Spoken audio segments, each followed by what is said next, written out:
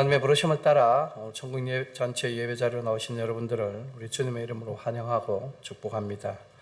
주님께서 저와 여러분들을 구원하시려 십자가에서 피 흘리시고 살 찢으시며 죽으실 때 하나님께서 천국 문을 여시고 그리스도 예수 안에서 구원받은 자들에게 들어오라 명하셨고, 바로 그 부름을 따라 오늘 저와 여러분들이 구원받은 백성으로 또 천국 시민으로 지금 하나님 보좌 앞에 모여 있습니다. 그러므로 지금 우리가 이르러 있는 이곳이 전국의 복된 현실이 이루어진 곳임을 여러분 믿음의 눈으로 바라보시고 모든 감사와 찬송과 영광을 우리 하나님 아버지께 올려드리며 이 예배에 참여하시기를 바랍니다. 예배를 부르신 하나님께서 사도리자나 말씀으로 이와 같이 축복하시니 여러분 눈을 들어 하늘 보좌를 바라보시며 천국의 복을 받으시기 바랍니다.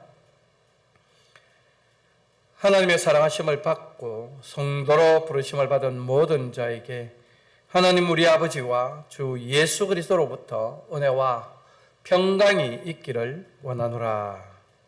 아멘.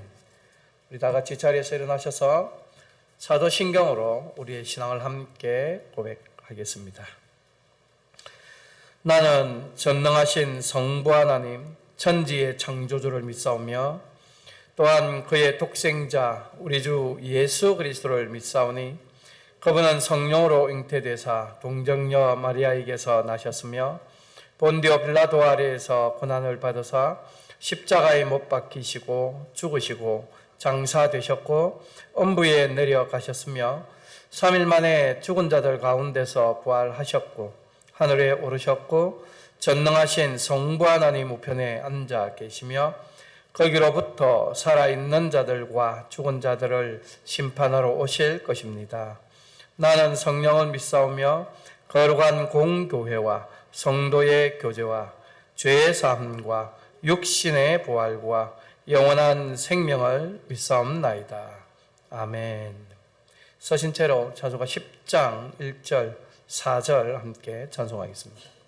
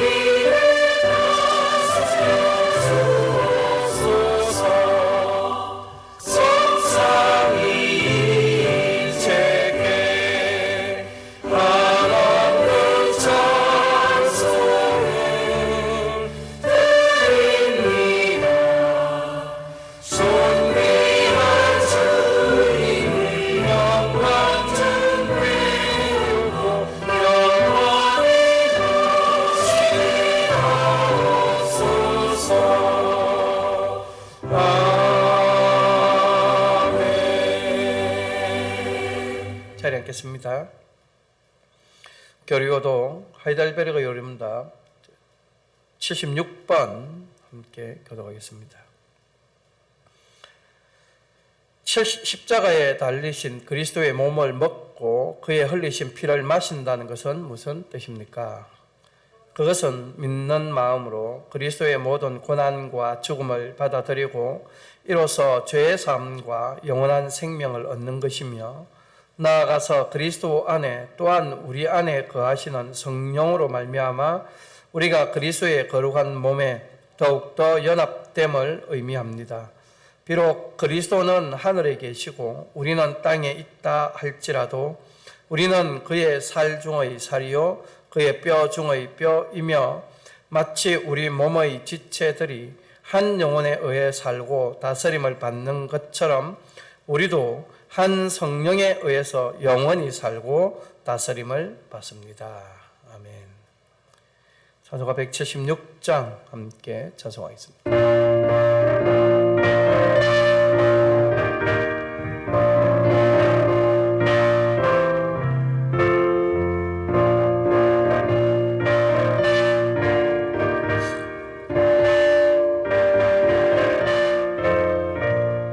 주의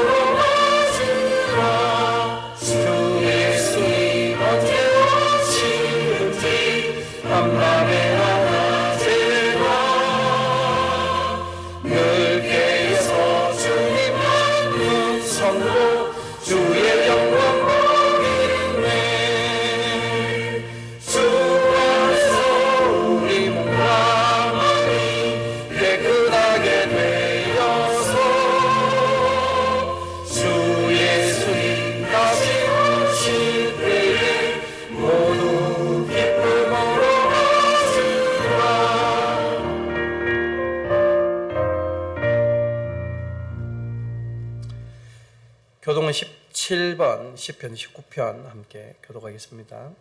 너희 권능 있는 자들아 영광과 능력을 여호와께 돌리고 돌릴지어다.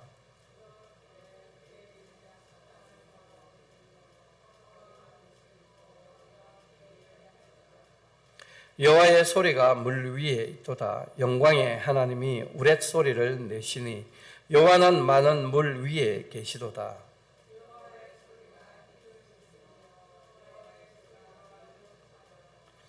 여호와의 소리가 백향목을 꺾으시며 여호와께서 레바논 백향목을 꺾어 부수시도다.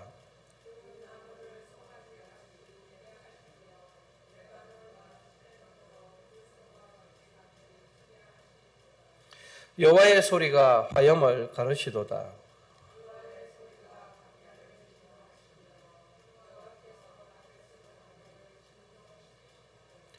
여호와의 소리가 암사슴을 낙태하게 하시고 살림을 맑게 벗기시니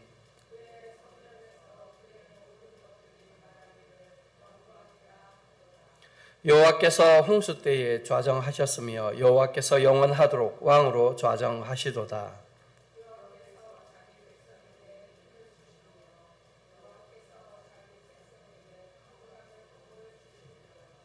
아멘. 정은영 집사님 기도 인도하시는데 안 오셔서 우리 주님 가르쳐 주신 기도로 함께 기도하겠습니다. 하늘에 계신 우리 아버지여, 이름이 거룩히 여김을 받으시오며 나라가 임하시오며 뜻이 하늘에서 이루어진 것 같이 땅에서도 이루어지이다. 오늘날 우리에게 일용할 양식을 주시옵고 우리가 우리에게 죄 지은 자를 사하여 준 것 같이 우리 죄를 사하여 주시옵고 우리를 시험에 들게 하지 마시옵고 다만 악에서 구하시옵소서. 나라와 권세와 영광이 아버지께 영원히 있사옵나이다. 아멘.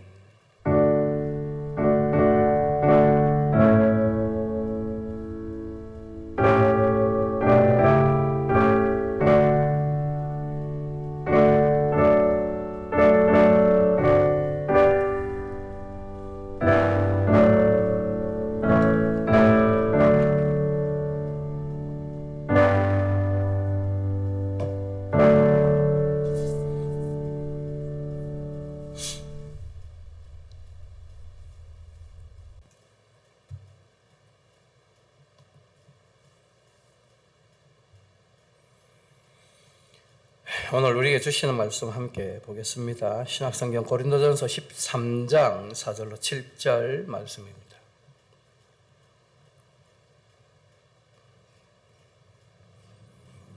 고린도전서 13장 4절로 7절 하나님 말씀이 이렇게 기록되었습니다. 사랑은 오래 참고 사랑은 온유하며 시기하지 아니하며 사랑은 자랑하지 아니하며 교만하지 아니하며 물에 행하지 아니하며 자기의 유익을 구하지 아니하며 성내지 아니하며 악한 것을 생각하지 아니하며 불의를 기뻐하지 아니하며 진리와 함께 기뻐하고 모든 것을 참으며 모든 것을 믿으며 모든 것을 바라며 모든 것을 견디느니라. 아멘.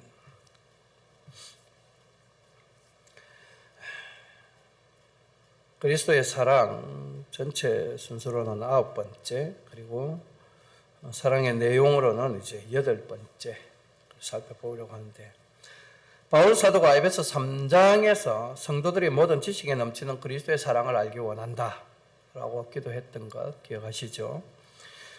그 기도의 내용대로 우리는 지금 모든 그리스도인이 반드시 알고 또 실천해야 할 그리스도의 사랑이 어떤 것인가, 지금 이 고린도전서 13장의 사랑의 정의들을 통하여 살펴보고 있습니다. 여러분, 이 사랑은 죄와 허물로 죽었던 우리를 살려내기 위해서 예수님이 이 땅에 계시는 동안 몸소 실천하신 사랑이라 말씀드렸지요. 그러므로 바로 이 사랑의 내용들이 예수님의 삶이었다라는 사실을 우리가 기억해야 합니다. 그래서 예수님은 참으로 오래 참으셨고요, 온유하셨으며 시기하지 아니하셨고 또 결단코 자기 일을 드러내거나 자랑하지 아니하셨을 뿐만 아니라 교만하지도 않았습니다.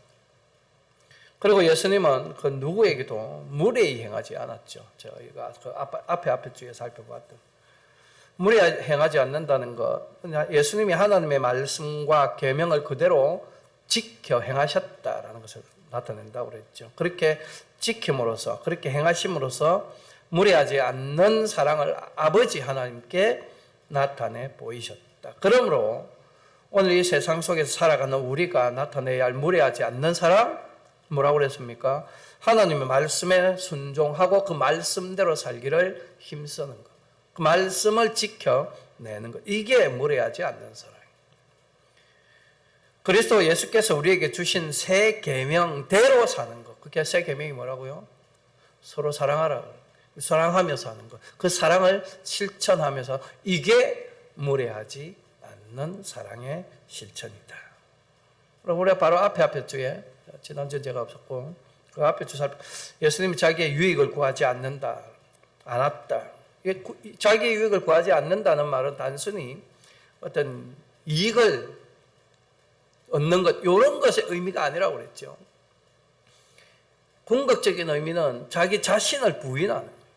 모든 자기 중심적인 것, 이거 다 내려놓는, 이게 자기 유익을 구하지 않는다라는 말 속에 들어있는 의미예요. 그러니까 내 자신을 부인하고 나의 모든 내 중심적인 생각, 판단, 결단 다 내려놓으니까 누구의 뜻대로 되기를 원해요? 아버지의 뜻대로 되기를 원해요. 오직 아버지의 뜻대로, 계획대로 그거대로만 되어지기를 소원하는 삶, 바로 그게 자기의 유익을 구하지 않는 삶이라. 여러분, 바로 그 사랑의 결과가 뭡니까? 그런 사랑의 실천의 결과가 오늘 이 자리에 있는 저와 여러분들 아닙니까? 그러므로 이런 예수님의 사랑으로 구원받은 우리가 우리의 남은 삶에서 실천해야 할 사랑의 모습, 어떤 것으로 나타나야 된다고? 나를 부인하는 것. 여러분 자신들을 부인하는 것. 우리 육체의 욕심을 이루는 그거 아니라 뇌를 버리면 남는 게 내 주위에 다른 사람들이죠. 함께 지체된 다른 성도들, 다른 지체들, 다른 형제들의 유익을 추구하며 살아. 바로 이것을 한마디로 줄이면 이타적인 삶, 이렇게 말씀드렸죠. 왜 이렇게 살아야 된다고 했습니까? 장차 우리가 천국에 가면 딱 이 모양으로 살 거거든요. 그런데 그게 하루아침에 됩니까? 죽기 직전까지는 내 유익만 추구하고 살다가 딱 죽어 천국 갔는데 다른 사람을 위해서 불가능하잖아요. 안 되는 일이. 어제까지 안 되는 일이 오늘 갑자기 된다고 불가능. 그래서 어째야 돼요? 연습을 해야 돼요. 연습. 그래서 오늘 우리가 이 땅에서 살아가는 내가 죽음에 이르기 전까지 남아있는 이 삶의 기간이 뭐냐? 연습하고 훈련하는 기간이라. 남을 위해 사는 것, 형제를 위해 사는 것, 이웃을 위해 사는 것. 그것을 지금 오늘 이 삶에서, 이 삶의 현장에서 오늘 이 시간에 연습해야 돼요. 성령 하나님의 인도하심에 온전히 따르고 순종하며 살기를 연습하고 훈련해야 돼요. 그게 바로 자기의 유익을 구하지 않는 사랑의 모습이에요. 지난 한 주간 그렇게 사셨기를 기대합니다. 그런 우리들에게 바울 사도가 오늘 본문을 통해서 이제 8번째 예수님의 사랑의 모습을 증거하죠. 본문 5절 다시 함께 읽겠습니다. 시작. 무례히 행하지 아니하며 자기의 유익을 구하지 아니하며 성내지 아니하며 악한 것을 생각하지 아니하며. 여기 우리 인간의 모든 지혜와 지식을 초월하는 예수님의 사랑은 성내지 않는다. 헬라어 써놨죠. 파락수노라고 하는 단어예요. 이 단어는 분노를 깨우다, 화를 내다, 짜증내다. 짜증내는 것도 그 단어 안에 포함되어 있습니다. 이런 것은 우리가 이미 앞서 살펴보았던 온유한 모습 혹은 인내하는 모습하고는 딱 반대의 개념인 것이죠. 그러므로 성내는 사람이 어떤 사람이냐? 온유하지 못한 사람, 오래 참지 못하는 사람, 그런 사람이 성내는 거죠. 성경에 보면 이렇게 분을 참지 못하여 죄를 범한 사람들이 굉장히 많습니다. 거의 대부분이 딱. 근데 뭐 성경까지 안 가도 돼요. 우리가 다 딱 그 모양이죠. 우리가 오래 참지 못하고 온유하지 못해서 화를 내물어서 얼마나 많은 죄를 범하고 있어요. 그러니까 성경에 거의 대부분의 사람들도 이 부분에서 항상 거의 다 걸려요. 왜 이렇게 많은 사람들이 성경에 그렇게 나타나느냐? 그게 우리의 모습이다라는 것을 성경이 지속적으로 그런 사람들 통하여 지적하고 있고 우리에게 경고하고 있고 고발하고 있는. 우리는 그런데 성경을 읽으면서 이건 그 사람이야. 자꾸 나하고는 관계없는 것처럼 그렇게 읽는 게 문제죠. 성경은 바로 이렇게 분을 참지 못하여 죄를 범하는 것이 범죄하여 타락한 인간의 본성이고 본질적인 모습이다 라는 사실을 우리에게 일깨워 주지요. 그 대표적인 인물을 우리가 성경에서 꼽아보자 하면 그냥 딱 가인을 꼽을 수 있습니다. 명확하게 성경에 그렇게 언급하고 있죠. 창세기 4장 5절로 7절 가인과 그의 재물은 받지 아니하신지라 가인이 몹시 분하여 안색이 변하니 여호와께서 가인에게 이르시되 네가 분하여 함은 어찌 됨이며 안색이 변함은 어찌 됨이냐 네가 선을 행하면 어찌 낯을 들지 못하겠느냐 선을 행하지 아니하면 죄가 문에 엎드려 있느니라 죄가 너를 원하나 너는 죄를 다스릴지니라. 그럼 이 장면은 성경을 우리가 많이 읽어서 다 이미 알고 있는 내용이죠. 가인과 아벨이 어느 날 하나님께 각각 제사를 드렸고 하나님께서 아벨의 제사는 받으셨으나 가인의 제사를 받지 아니한 그 이후에 나오는 가인과 하나님과의 대화 장면이죠. 이때 가인의 태도가 어땠느냐? 5절 끝에 보시면 가인이 몹시 분하여 안색이 변했다. 무슨 말입니까? 하나님께 대하여 화를 냈다. 신경절을 부렸다. 짜증을 냈다. 그런 말이죠. 이런 가인의 태도에 우리 하나님이 대답하시는 거예요. 네가 화를 내며 안색 변하는 것이 무슨 이유냐? 왜 네가 그러는데? 딱 그 말인 거예요.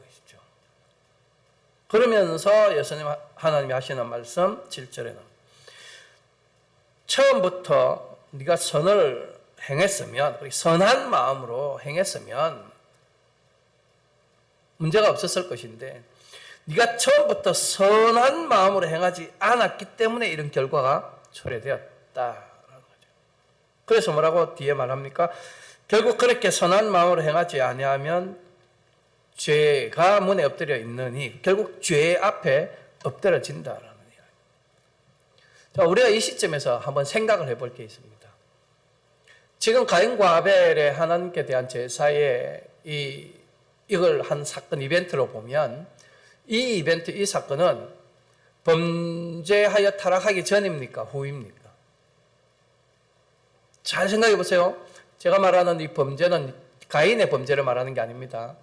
인류의 범죄. 자, 그러면 가인과 아벨의 이 사건, 이 가인의 이 지금 하나님과의 대화 장면은 범죄 전입니까? 범죄 후입니까? 후지요. 범죄 후라는 말은 범죄할 때 이미 그들의 본성과 본질이 어떻게 됐다고요?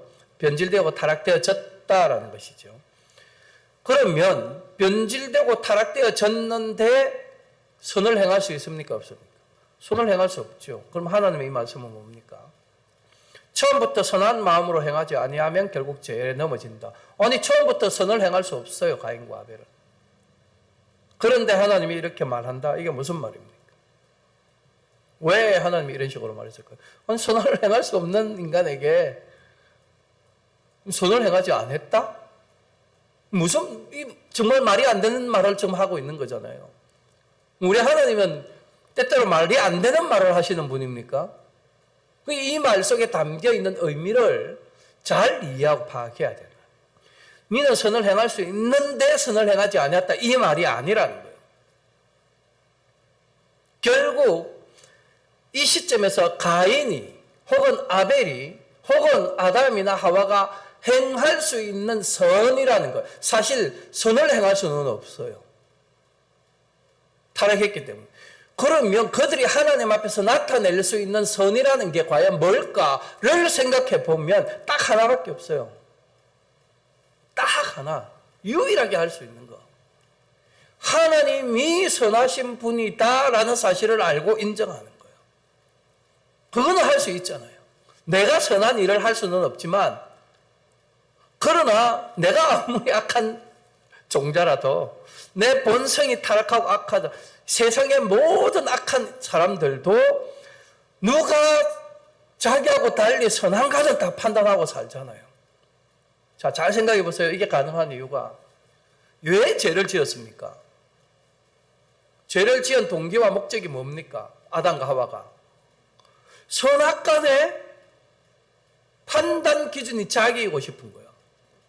하나님이 선악간에 판단하는 거 싫어. 내가 선악간의 판단 주체이고 싶어. 그러니까 선악에 대한 판단을 한단 말이에요. 나는 악하지만 저 사람은 선하다. 우리가 그런 생각 다 하죠. 우리는 본질적으로 악한 일만 하는데, 악한 생각만 하는데, 그럼에도 불구하고 누군가 내보다 선한 사람인지 아닌지는 안다는 거죠. 이 시점에서 가인이 유일하게 할 수 있는 선한 행위는 하나님이 선하다라는 것을 인정하는 거예요. 다시 말해서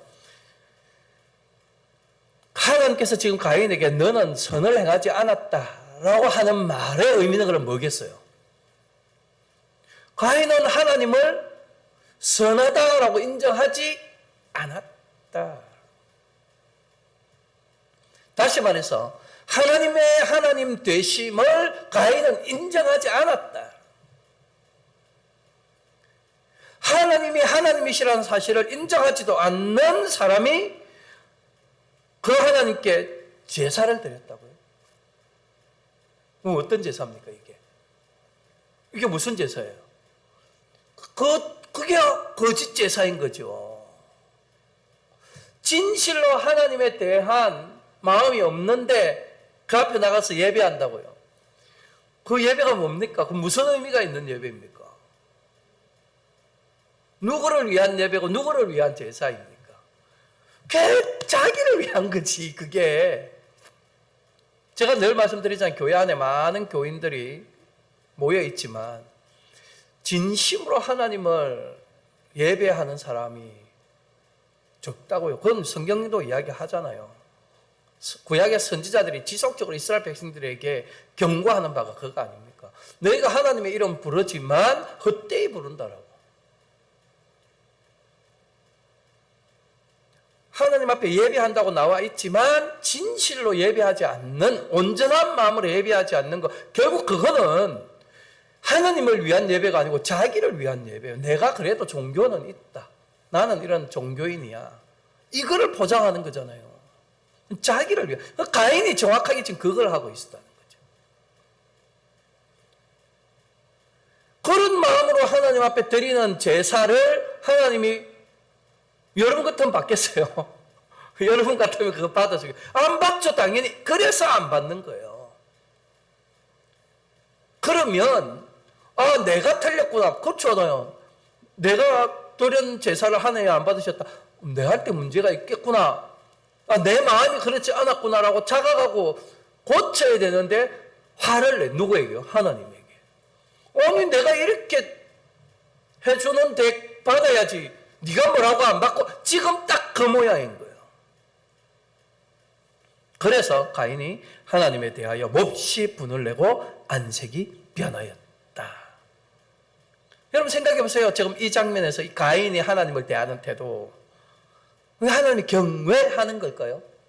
여러분 경외라는 말 제가 여러 번 설명드렸죠. 경외는 존경하는 마음과 두려워하는 마음이 같이 있는 거예요. 두려운 마음으로 존경하는 거, 그게 경외예요. 하나님을 경외하는데 하나님에 대해서 분하여 안색이 불가능하잖아요. 그럼 서로 연결이 안 되는. 그러니까 애초에 이런 태도를 나타내는 것 자체가 가인은 하나님을 경외하지 않았다. 경외하는 마음 없이 제사 드린 거예요. 그러니 안 받은 게 당연한 겁니다. 얼마나 하나님을 하찮은 존재로 여겼으면 내 제사, 내가 드린 제사를 안 받는다고 성질을 내고 짜증을 내죠.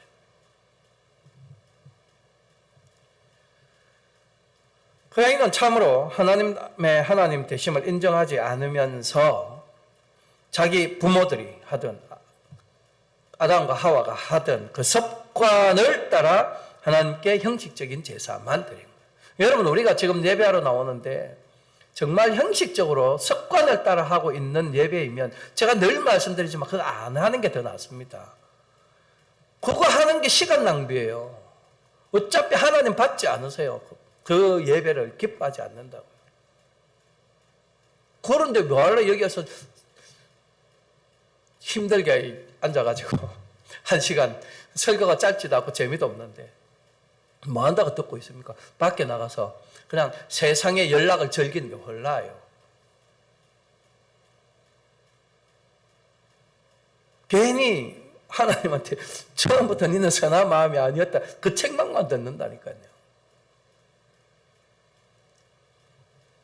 그런데 오늘 이 세상 속에서 이렇게 선을 행하지 아니하는 자, 이 성경에서 말하고 있는 대로 여기서 말하는 창세기에서 말하고 있는 선을 행하지 않는 것, 하나님의 선하심을 알지 못하고 그 하나님의 하나님 되심을 인정하지 아니하는 그런 모습이 오늘 이 세상 살아가는 인간들의 거의 대부분의 일반적인 모습이죠.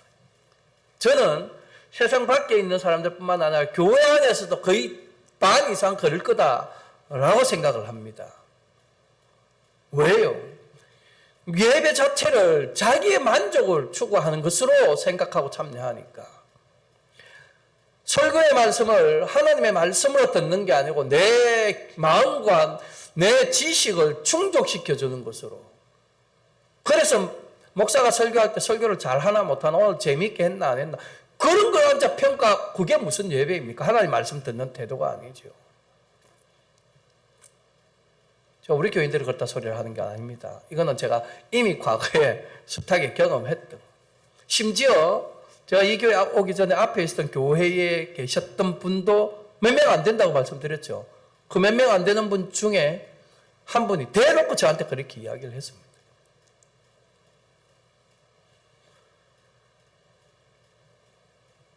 그게 일반적인 모습. 예배를 하나님을 위한, 하나님께 드리는 예배로 생각하지 않는 태도이니까 그런 거죠. 이런 사람들의 일반적인 행태가 어떠하냐? 지금 이 하나님 말씀 속에 다 나옵니다. 선을 행하지 못함으로 누구의 소원을 이루어 주느냐? 죄의 소원을 이루어진다. 죄가 소원하는 게 뭡니까? 죄는 우리를 지배하는 거예요. 우리를 지배해서 죄 짓게 만드는 거예요. 이게 죄가 가진 소원이에요. 그런데 여기 말씀, 하나님 말씀 안에는 죄는 너희를 원하는데 그 죄를 지배하는 자는 누구라고요? 다스리는 자가 누구라고? 니라고 이야기해요. 우리라고요. 죄는 우리를 원하는데 우리가 스스로 죄에 의해서 막 이렇게 끌려다니는 게 아니고 우리가 더 능동적으로, 우리가 더 적극적으로 그 죄를 범한다는 거예요. 여러분 생각 잘 하셔야 돼요. 우리는 죄의 미혹에 빠져 어쩔 수 없이 마지못해 수동적으로 내 의지와는 달리 죄를 범하는 게 아니에요. 부모들이 꼭 자식들이 문제 일으켰을 때 하는 말이, 내 자식은 착하고 괜찮은데 친구를 잘못 만나서. 그것만큼 틀린 말이 없습니다. 똑같은 입장이죠. 그 상대방 애는요, 걔도 그 친구를 잘못 만나 똑같은 말을 하는 거예요. 부모, 이 친구들 서너 명 있으면 각각의 부모는 자기 자식은 다 괜찮고 그 나머지 친구들만 나쁘다라고. 이게 모든 사람들이 가지고 있는 거예요. 죄는 자기가 지어놓고 남 탓하는 거잖아요. 아닙니다. 우리가 잘 알아야 돼. 죄는 내가 능동적으로 스스로 하는 거예요. 내 스스로 그 죄를 다스리는 거예요. 더 적극적으로 내가 죄를 주장하는 거예요. 이게 오늘 이 세상에서 죄를 범하고 살아가는 모든 인간들의 일반적인 모습. 이렇게 죄를 주장하며 능동적으로 죄를 범하며 살아가는 가인의 그 다음에 이어서 나오는 행위가 뭡니까? 그 다음 이 사건 딱 다음에 나오는 사건이 뭐예요? 동생 딱 쳐 죽이는 거잖아요. 마지못해서 동생을 쳐 죽였다고요? 아니잖아요. 아니다니까요. 마지못해 그런 게 아닙니다. 자기가 더 능동적으로, 더 적극적으로, 아무도 없는데 동생 데리고 가서 딱 쳐주게 되는 거죠. 죄는 항상 자기가 했는 거예요. 바로 이것이 가인이 자기 동생 아벨을 쳐 죽인 게 인류 최초의 살인 아닙니까? 그 시작 출발점 보세요. 어디입니까? 분을 내는 거. 하나님께 대하여 분을 내는 거. 하나님을 하나님으로 인정하지 않는 거. 거기에서 나와요. 창세기 4장 16절 이후에 가인의 후예들에 대한 기록이 나와요. 가인의 자손들. 이 가인의 자손들의 모습들. 그 하나님이, 이 성경이 가인의 후손들을 이름을 언급하면서 이 사람은 이거에 능하고 이건 이런 거 다 이야기를 하는데 보면 하나님을 인정하지 않고 하나님을 신뢰하지 않고 오직 자기 중심적으로 살아가는 인간들이라는 사실을 정확하게 드러내고 있습니다. 하나님의 진노로 말미암아 하나님 앞에서 떠난 가인이 에덴 동쪽 노 땅으로 가서 거주하고 거기서 낳은 아들 이름이 뭡니까? 에녹이에요. 에녹 그 아들을 위하여 성을 쌓았는데 그 성의 이름도 에녹이에요. 자, 하나님의 영광이 아니라 인간 자신의 영광을 나타내려고 그 아들의 이름으로 성 이름을 붙인다. 그 에녹의 5대 손, 5대 자손 이름이 라멕이에요. 라멕은 하나님이 아담을 딱 만들고 나서 아내를 딱 주죠. 한 명 줍니까? 2명 줍니까? 한 명 주죠. 그러니까 하나님이 처음에 가정이라고 모양을 꾸릴 때는 남자 하나 여자 하나 딱 짜어졌어요. 예수님도 성경에서 신약에 가서 그 인용을 하시죠. 한 남자와 한 여자가 결합해요. 인류 최초로 그 하나님이 정하신 룰을 깬 사람이 누구냐? 라멕이에요. 아내를 둘 둡니다. 일부 이처. 하나님에 대하여 정식으로 도전하는 거예요. 이 라멕이 어떤 사람이냐? 자기에게 어떤 조그만 불이익이 끼쳐지면 조그마한, 그럼 그걸 몇 배로 갚아줬냐? 70배로 갚아줬다. 심지어 뭐라고 자기가 스스로 말하느냐? 내가 몸을 다쳤는데 이 몸 다치는데 아무런 상관없는 소년들을 내가 쳐 죽였다. 이렇게 자랑. 얼마나 악합니까? 나에게 직접적인 상해를 끼친 사람에게 보복하는 거, 그건 세상에서도 그렇게 한다고 하니까 핑계라도 될 수 있지만 라멕은 아무 상관없는 아들을 쳐 죽이고 자랑을. 이게 무슨 모습입니까? 그게 바로 자기 중심적인 거죠. 오직 내 마음, 내 뜻 가는 대로 행한다. 그래서 천상천하 유아 독존으로 살아갑니다. 오직 이 하늘 아래 땅 위에 난 내가 제일 유일한 존재. 나 외에 나머지 것들은 내 뜻대로 그냥 아무렇게나 대해도 상관없고 죽이든 살리든 내 마음대로. 이게 천상천하 유아 독존입니다. 모든 것의 중심과 기준이 오직 자기 자신. 그러니 하나님 없는 거죠. 법, 질서 다 필요 없는 거죠. 자기 자신만이 법이고 질서다. 그런데 여러분, 오늘 이 세상에서 우리가 흔하게 보잖아요. 제가 정치 얘기 별로 안 좋아합니다만 미국에 지금 대통령 나오는 어떤 한 사람은 우리는 신앙적으로 우리는 민주당과는 같이 갈 수 없는 사람들이잖아요. 민주당은 반성경적인 것들을 항상 법 지향을 하니까 우리는 공화당을 갈 수밖에 없는데 이 공화당이 대통령 후보는 법이고 뭐고 막 내 마음대로 가는 대로 간다 막 이런 사람이잖아. 우리가 지금 지난 4년 동안 지난번 대통령 할 때 경험해봤으니까 법도 모르겠고 내 마음 가는 대로 한다.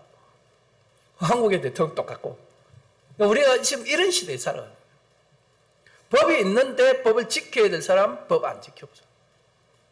한국 청문회 하니까 가끔씩 보고 있는데요. 참 가관입니다. 법을 그냥 아예 무시하고 사람들이 이렇게 많다라는 것을 새삼 확인하게 돼요. 그게 전부 다 하나님 없이 사는 자들, 하나님이 없다고 생각하고 믿는 사람들의 모습. 창세기는 그렇게 4장에서는 가인의 계보를 기록하고 5장에서는 아벨을 대신한, 아벨이 죽었으니까 그 아벨을 대신하여 태어난 아들 셋, 그 셋의 후손들을 기록하고 있는데 6장에 가보면 그 가인의 후손들과 셋의 후손들이 서로 교류하고 혼인하는 관계에 대해서 언급을 합니다. 다시 말해서 가인의 후손들은 다 자기중심적으로 사는 사람들이고 셋의 후손들은 하나님 중심. 잘 생각하세요. 아까 가인이 제사가 연락되지 않은 가인은 하나님을 선하심을 인정하지 않았다라고 말했잖아요. 아벨은 하나님의 선하심을 인정했다. 그래서 제사가 받아들여진 거예요. 그 아벨은 죽었으니까 그 아벨을 대신하여 난 셋은 여전히 아벨을 이어가는 거니까 셋과 셋의 후손들도 하나님을 인정하는 거예요. 그런데 6장에 가보면 이렇게 자기중심적인 사람들과 하나님 중심적인 사람들이 서로 결혼하고 서로 교류하고 서로 하나 되는 이야기가 나옵니다. 무슨 말입니까? 자기중심적으로 사는 사람, 하나님 중심적으로 사는 사람 사이에 구분이 없어졌다. 섞여버렸다. 그렇게 섞여버리니까 그 다음에 바로 나오는 내용이 뭐예요? 창세기 6장 5절 함께 보겠습니다. 여호와께서 사람의 죄악이 세상에 가득함과 그의 마음으로 생각하는 모든 계획이 항상 악할 뿐임을 보시고 하나님 중심인 사람, 세상 중심, 자기 중심인 사람들이 서로 만나가지고 서로 교류하고 서로 묶여서 하나가 되니까 이런 현상이 세상에 죄악으로 가득했다. 모든 생각, 모든 계획이 항상 악하다. 이게 바로 오늘 아담 후예로 살아가는 이 시대, 이 세상 모든 인간들의 모습인 거예요. 그때부터 시작돼서 지금까지. 법과 규율이 있어도 지키려 하지 않습니다. 하지 말아야 되는 줄 알면서도 행하는. 아까 하나님 가인에게 말씀하셨던 것처럼 죄의 소원은 죄가 인간들을 삼키는 것인데 오히려 인간들이 더 적극적으로 그 죄를 다스리며 더 능동적으로 죄를 범하며 살아가고 있는 게 오늘 이 시대의 모습. 죄라고 하는 울타리 안에 들어가면 죄인 줄 알면서도 스스로 들어가는 거예요. 스스로 그 죄 안에 자기를 가두는 거예요. 그 죄를 자기 마음과 육체가 원하는 대로 행하며 살아가는 그게 오늘 이 세상 살아가는 모든 인간들의 모습. 그렇게 마음의 욕망을 채우고 육신의 욕망을 채우는 그것을 이 땅을 살아가는 인생의 최고의 목적으로 삼고 그것이 우리 인간 존재의 최종 목표가 되어버려요. 그러니 나의 욕망을 채우는데 걸림돌이 되는 것들은 다 제거되어야 돼요. 사람이든 어떤 상황이든 뭐 어떤 현상이든 어떤 물질이든 내 욕망을 채우는 것, 내 욕심을 채우는데 걸림돌이 되는 건 다 악인 거예요. 다 미워하고 정오하고 복수하는. 그래서 여러분 오늘 이 세상에서 우리가 온유하고 너그러운 사람을 찾아보기가 어려운 거예요. 다 이런 마음으로 살기 때문에. 그런데 세상은 그렇다고 쳐도 세상은 그렇게 원래 사는 동네니까. 그럼 교회는 달라야 되지 않느냐? 교회는 그렇게 사는 곳이 아니어야 하니까. 그런데 교회도 보면 분을 참지 못하여 화를 내는 것이 일상다반사잖아요. 그건 여러분들도 직접 경험하고 있잖아요. 여러분 우리를 한번 돌아보십시다. 우리가 얼마나 자주 화를 내고 분을 품고 살아갑니까? 교회 안에서요. 가정에서 말고. 누가 조금만 내 자존심 건드려도 참지 못하잖아요. 내 마음과 내 기분을 조금만 건드려도 대부분 우리가 다 쏘아붙이고 반응하잖아요. 그게 우리의 모습 아닙니까? 오늘 심지어 우리가 구원받은 백성이라고 내가 천국 백성이라고 확신하고 있지만 늘 나오는 모습이잖아요. 내 기분이 별로일 때 그때 누가 내게 조금만 실수하면 확 다 쏟아져 나오잖아요.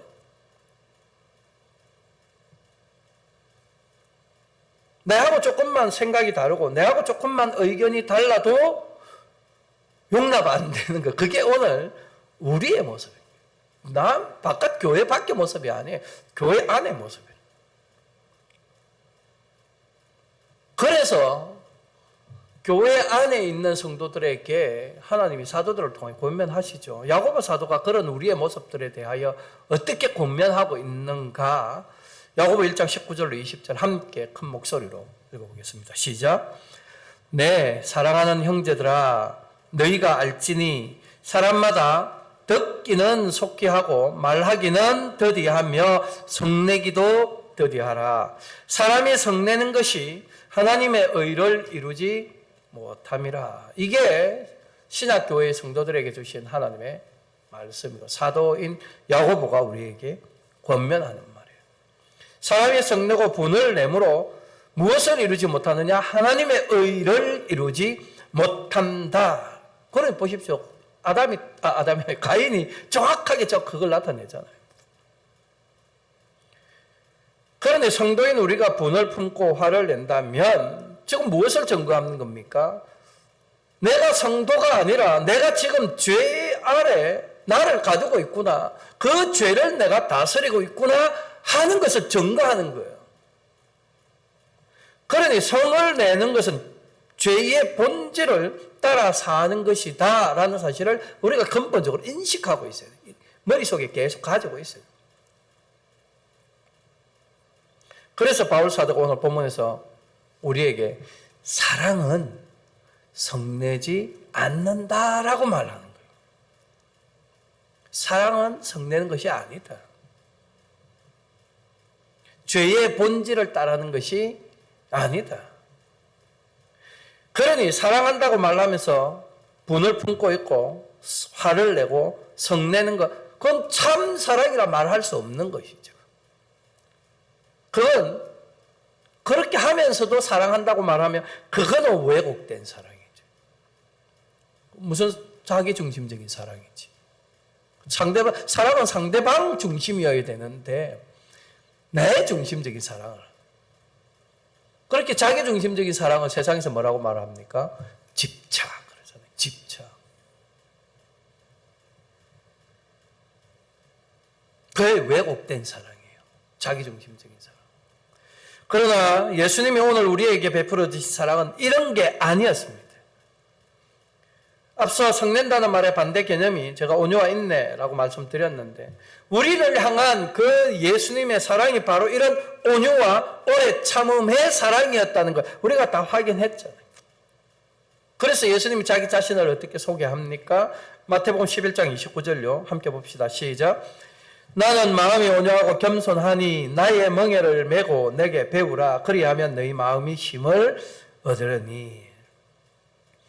마음이 온유하고 겸손하신 우리 예수님은 원수였던 저와 여러분들, 우리를 유익하게 하기 위해, 우리를 죄와 사망에서 건져내기 위해, 우리를 구원해내시려고 자기의 가진 것을 내놓으신다. 무엇까지 내놔요? 자기 생명까지 내놔요.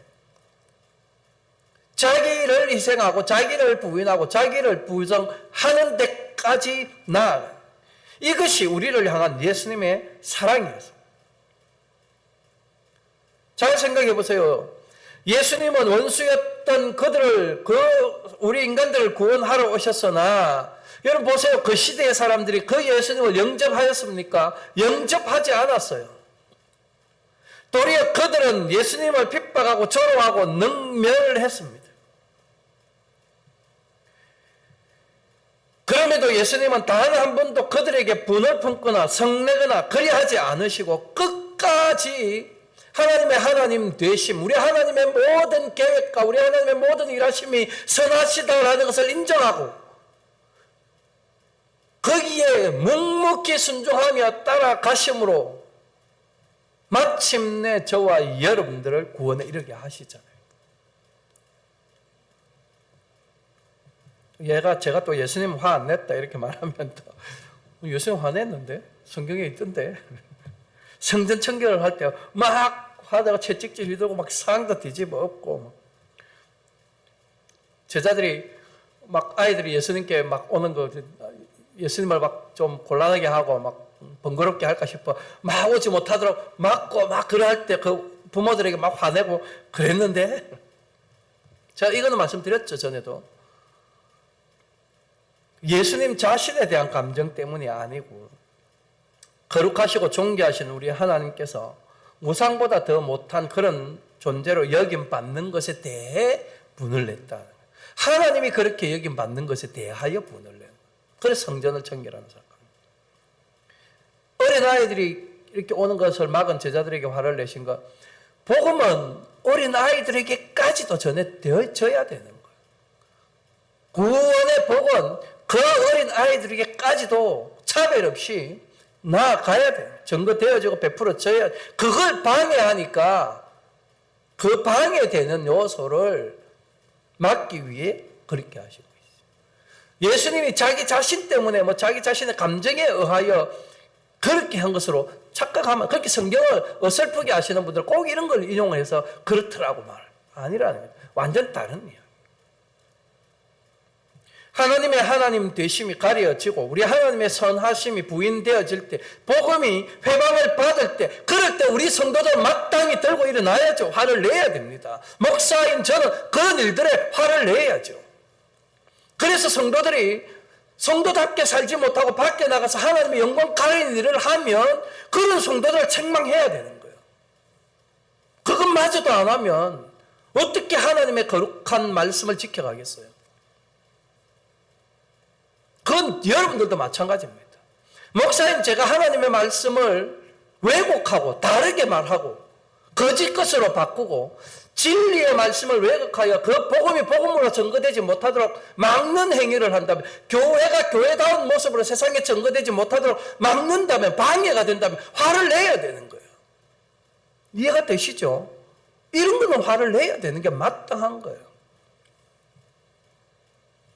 하나님의 이름이 땅바닥에 떨어지고 있고 하나님의 영광이 가려지고 있는데도 온유하고 겸손해야 한다. 말이 안 되는 거예요. 적용의 대상이 잘못된 거예요. 하나님의 말씀을 왜곡하여 이해야. 이럴 땐 여러분들도 거룩한 분노를 품어야 돼요. 예수님처럼 해야 돼요.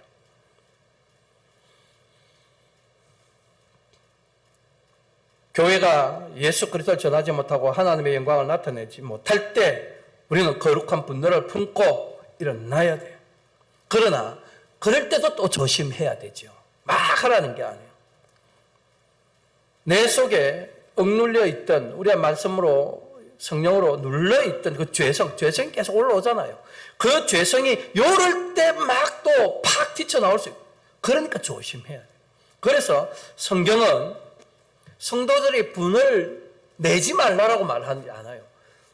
성내지 않는 것이 사랑이라고 말하지만 분을 품어야 될 때도 있다는 것을 간접적으로 언급하면서 그럴 때도 조심해야 된다.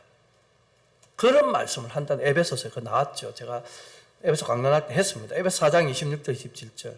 분을 내어도 죄를 짓지 말며 해가 지도록 분을 품지 말고 마귀에게 틈을 주지 말라. 여기 명확하게 분을 내어도 나오잖아요.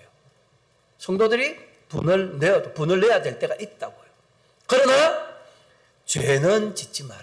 분은 내지만 죄는 짓지 마라.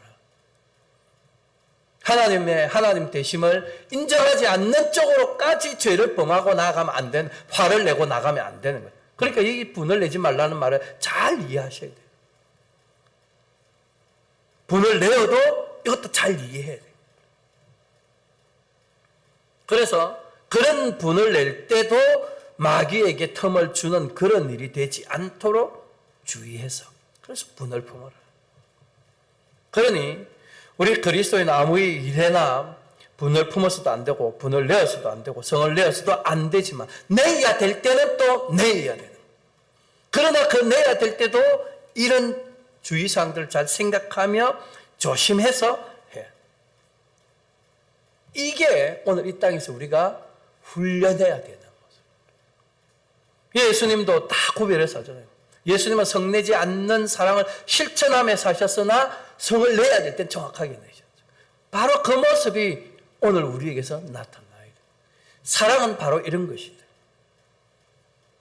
예수님은 단 한 번도 자신을 대적하거나 자신을 조롱하고 비난하고 핍박하는 자들에게는 화를 내신 적이 없습니다. 심지어 제자 중에 자신을 배반하는 자가 있었음에도 불구하고 그 제자에 대하여 어떠한 비난을 내놓지 않았습니다. 오히려 그를 더 불쌍히 여기고 안타깝게 여기셨죠.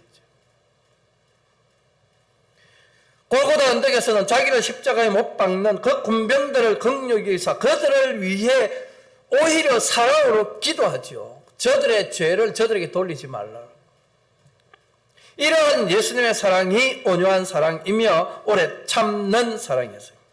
그래서 예수님은 자기를 잡아 죽이는 대적들 앞에서도 마치 도살장으로 끌려가는 어린 양처럼, 마치 털 깎는 자 앞에서 잠잠한 양처럼 예수님은 대적들 앞에서조차 그 입을 열지 아니하며 오래 참으셨다.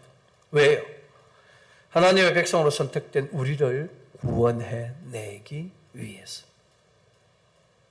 그리고 우리도 바로 그런 사랑에 실천하는 자리로 나오게 하시려. 그래서 예수님은 온유하고 겸손한 나의 마음을 배우라고 말씀하시며 나의 멍에 예수님이 지신 그 십자가를 기억하라 권면하시고, 그리하면 어떻게 된다고요? 우리 마음이 쉼을 얻게 됩니다. 예수님이 십자가를 지심으로 우리를 구원하여 영원한 안식에 들어가게 하셨기 때문에 우리는 쉼을 얻게 돼요. 그래서 우리가 그 십자가의 의미를 바르게 깨우치고 배우면 참된 평안을 누리게 되는, 그런 저와 여러분들이 오늘 남은 우리의 일생에서 나타내어야 할 그 삶의 태도, 성내지 아니하는 사랑, 그것을 실천해야 돼요. 하나님 되심을 인정하는 삶, 그것을 실천하며 살아가요. 이걸 다른 말로 바꾸면 온유하고 오래 참는 사랑을 실천하는 거예요. 그래서 골로새서에서 또 이렇게 권면하지요. 골로새 3장 12절로 15절.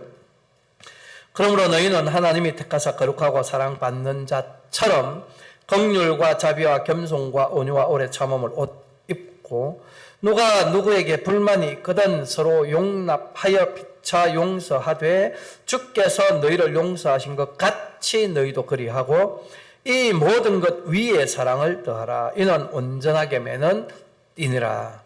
그리스도의 평강이 너희 마음을 주장하게 하라. 너희는 평강을 위하여 한 몸으로 부르심을 받았나니 너희는 또한 감사하는 자가 되라. 하나님이 택하신 거룩하고 사랑받는 자, 여기 지금 언급되는 그는 누굽니까? 예수 그리스도예요. 우리 예수님은 긍휼하시고 자비하시고 겸손하시고 온유하시며 오래 참으셨는데, 이제 그 그리스도 안에서 택하심을 받아 그 예수님과 연합되어 하나님의 사랑받는 자로, 또 거룩한 자로 인정받는 우리 성도들도 그 예수님의 긍휼, 자비, 겸손, 온유, 오래 참음을 옷 입어야 돼요. 바울이 바로 그것을 권면하는 거죠. 그렇게 옷 입으면 어떤 모습으로 보여지느냐? 뒤에 나오는 내용이죠. 불만이 있어도 서로 용납하게. 항상 그런 용납하는 모습으로 대할 수밖에 없게 돼요. 내가 먼저 용서받았음을 기억하니, 생각하니 나도 용서할 수밖에 없겠구나, 그런 마음으로 나아가게 돼요. 그러면 자연스럽게 뭐가 안 올라와요? 분이 안 올라, 성이 안 나게. 노여워할, 분을 품을, 화를 낼 명분 자체가 사라집니다. 바로 이것이 구원받은 성도들의 삶의 자세이고 태도예요. 바로 이것이 참된 사랑의 삶의 모습, 예수님의 사랑을 실천하는 모습. 그래서 바울 사도가 마지막에 뭐라고 합니까? 이 모든 것 위에 뭘 더하라고요? 사랑을 더하라. 누구의 사랑을? 예수의 사랑. 그 사랑이 예수 그리스도를 옷으로 입은 자들이 둘러야 할 띠라고 말합니다. 그것을 간단하게 요약하여 표현한 것이 에베소 말씀인데 에베소 4장 2절 우리 함께 읽겠습니다. 시작. 모든 겸손과 온유로 하고 오래 참음으로 사랑 가운데서 서로 용납하고. 이게 골로새서 3장 말씀 전 아까 인용했던 말씀 한 구절로 딱 요약한 거예요. 사랑하는 성도 여러분, 성내지 아니하는 사랑이란 온유하고 오래 참는 사랑임을 확인했죠. 그런 사랑으로 서로 용서하고 용납하며 살아가기를 힘쓰시기 바랍니다. 이것이 예수님의 삶이었으므로 앞으로는 우리의 삶에서도 이런 모습이 나오므로 내 삶의 모습을 통해 예수님을 세상에 증거해야 되는 것이죠. 스데반 집사가 자신을 향해 돌을 던지는 자들을 용서해달라고 진심으로 하나님께 간구하였던 것처럼 우리도 성내지 않으며 오래 온유하고 오래 참는 사랑을 우리의 삶에서 실천함으로 예수님의 사랑의 삶을 온 세상에 증거하여 오직 하나님께만 모든 영광을 올려드리는 그런 저와 여러분들이 되시기를 우리 주님의 이름으로 축원합니다. 기도하겠습니다. 영원토록 우리의 찬양과 영광을 받으시기에 합당하신 하나님 아버지, 항상 변하지 않는 사랑으로 우리를 사랑하사 독생자도 아끼지 않고 내어주심으로 우리를 구원하시어 다시 하나님을 사랑할 수 있는 자로 만들어 주셔서 감사드립니다. 또한 우리를 향한 예수 그리스도의 사랑이 어떠한 것인지를 알게 하시고 이제 우리도 그러한 예수님의 참된 사랑을 형제들 사이에 나타나게 하심도 감사드립니다. 원하옵기는 우리도 예수님처럼 성내지 않는 온전한 사랑을 실천할 때 서로를 사랑하고 이웃을 사랑하고 하나님을 사랑하게 하심으로 우리가 하나님의 사랑을 받는 자로 회복되었고 또한 그리스도의 사랑으로 천국 백성 되었음이 세상에 증거되게 하시옵소서. 이와 더불어 하나님의 영광이 가려오거나 복음이 전파되는 일에 방해를 받을 때는 거룩한 분노를 품고 일어나 악한 세력과 담대히 싸울 수 있는 믿음의 용기도 더하여 주시옵소서. 그런 우리들의 사랑의 삶으로 하나님 아버지와 구주 예수 그리스도의 사랑이 어떠한지를 세상에 증거하게 하시고 그리하여 세상이 그리스도의 놀라운 사랑을 깨달아 복음을 믿게 되므로 주의 몸된 교회로 돌아오는 큰 역사도 일어나게 하시옵소서. 우리 섬김의 교회가 이 일에 크게 쓰임받는 교회되게 하시기를 원하오며 지금도 우리와 함께 하시고 우리를 위해 간구하실 뿐만 아니라 늘 성령으로 충만케 하사 성령의 열매인 사랑을 풍성히 맺도록 인도해 주시는 우리 구주 예수 그리스도의 이름으로 기도하옵나이다. 아멘.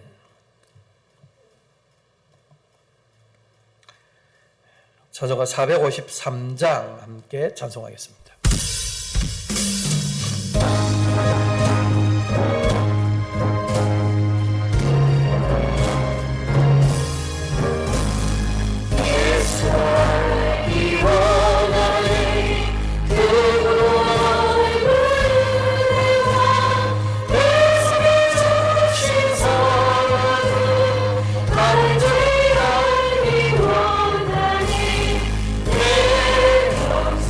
Oh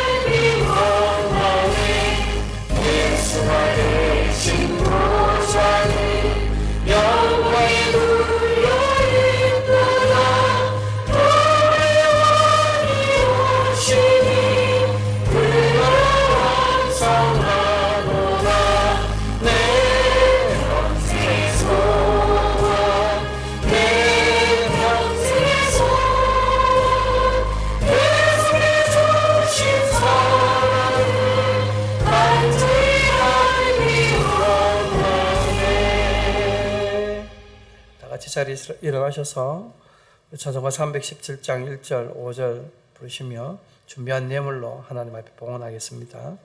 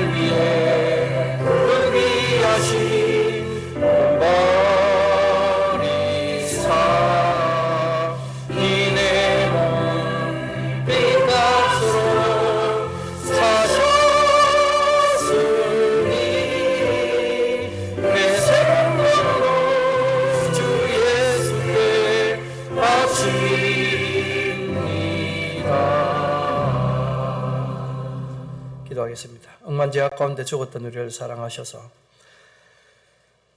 참되고 진실한 사랑으로 또 성내지 않는 사랑으로 사랑하사 우리를 구원에 이르게 하신 은혜에 감사를 드립니다. 그럼에도 불구하고 우리는 하나님의 하나님 되심을 인정하지 않으며 우리의 성질을 따라 우리의 감정과 기분을 따라 늘 성내며 살아왔음을 자백합니다. 그런 우리를 불쌍히 여겨주시고 우리 안에 그리스도의 영으로 충만케 하사 늘 예수님처럼 온유하고 오래 참는 그런 사랑을 실천하며 살아가는 자 되게 하시옵소서. 그런 성내지 않는 참된 사랑을 실천함으로 예수 그리스도의 구속의 복음을 또한 전가하기에 부족함 없는 저희들 다 되게 해 주시옵소서. 그런 우리들이 오늘 이 땅을 살아가는 동안에 이 땅에서의 삶에 필요한 것들을 부족함 없이 공급해 주신 우리 하나님의 크신 은혜에도 감사를 드립니다.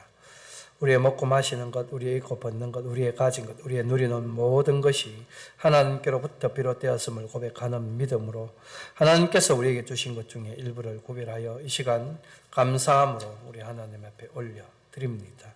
주의 이름으로 11조로 감사헌금과 성경금과 구제헌금과 건축헌금과 목적헌금으로 우리 하나님 앞에 올려드리오니 우리가 드리는 예물과 함께 우리의 몸과 마음과 정성도 받아주시고 예물이 사용되어지는 곳에서 우리 하나님의 크신 영광을 나타내실 때 구주 예수 그리스도의 구속의 복음도 사랑의 복음도 널리 전거되게 하여 주시옵소서. 이 자리에 머리 숙인 주의 사랑하는 권속들에게 하늘의 신령한 것들로 넘치도록 부으시고 채워 주시옵소서. 감사를 드리옵고 구주 예수 그리스도의 이름으로 기도하옵나이다. 아멘. 하나님의 축복 받겠습니다. 주 예수 그리스도의 은혜와 하나님 아버지의 사랑하심과 성령의 교통하심이 너희 무리와 함께 있을지어다. 아멘.